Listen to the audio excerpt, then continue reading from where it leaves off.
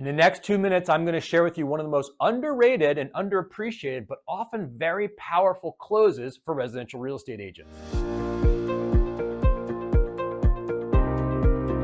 It's Peter Chabris with Lockbox, where we provide lessons for realtors on leads, listings, and leverage.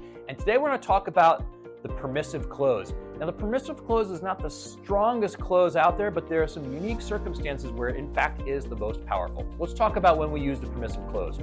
First of all, let's revisit the fact that residential real estate sales runs on trust.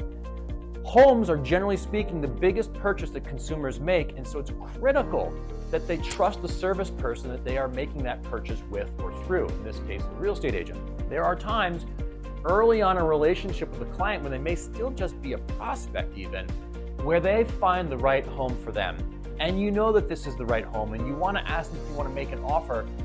But if you don't have high trust, or at least a strong amount of rapport, you saying something like, hey, you want to make an offer, might feel salesy, and it might actually make that client recoil from what's the right home for them.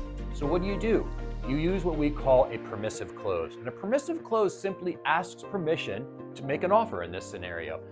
You're asking permission to move them forward in the process. And it sounds something like this. Let's say you're with buyers. It's maybe your first or second showing ever, the first time you've met them, not a ton of rapport, not a ton of trust built yet, and you can tell this is the right home for them.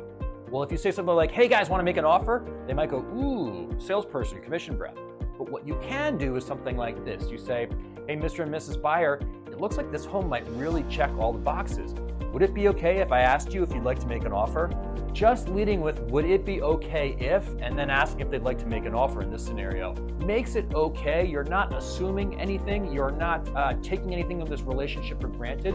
You're asking permission, and in that way, you're operating within that slimmer amount of trust and rapport that you have in a way that's respectful of them, and ultimately building a stronger relationship over time without missing the opportunity for them to get the right home for their needs. So that's what the permissive close is all about. If you have questions, hit me up. Otherwise, I'll see you in a week. Thanks, guys.